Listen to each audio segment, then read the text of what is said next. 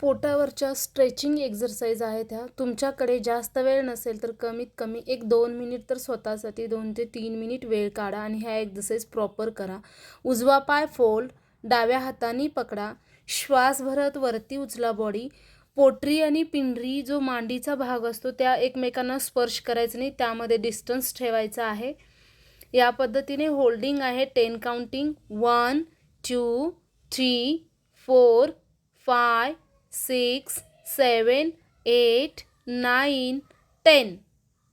थोडीशी माझी counting speed होती, तुम्ही स्लोली करून सावकाश रिलॅक्स करू शकता किंवा यापेक्षा तुम्ही कमी काउंटिंग पण घेऊ शकता सुरुवातीचा फर्स्ट डे असेल तर. पण डेली ह्या पोटावरच्या स्ट्रेचिंग एक्झरसाइज आहेत, हे डेली केलं पाहिजे एक्झरसाइज तुम्ही.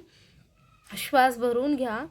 ब्रीदिंग नॉर्मल झाली की सेम अपोजिट, डावा पाय फोल्ड, उजव्या हाताने पकडा. आता सेम हीच काउंटिंग, मी आता थोडीशी काउंटिंग स्लो घेते. 1 2 3 4 5 6 7 8 9 10. रिलॅक्स. श्वास भरून घ्या. दोन्ही हात आता चेस्टच्या बाजूला ठेवा. श्वास भरत अप्पर बॉडीवरती उचलायचं आहे. जेव्हा तुम्ही बॉडीवरती उचलत आहे तेव्हा तुमची नजर छताकडे गेली पाहिजे. नाभीच्या पोटाला तुमच्या ताण पडला पाहिजे. या स्ट्रेचिंगने बेलीचा भाग कमी होतो. पूर्ण बेलीचे फॅट बर्न होतात यामध्ये.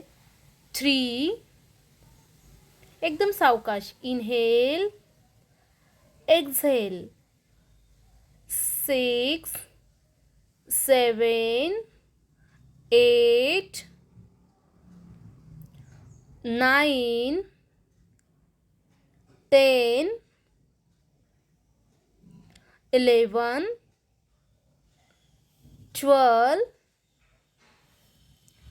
12 13 14 15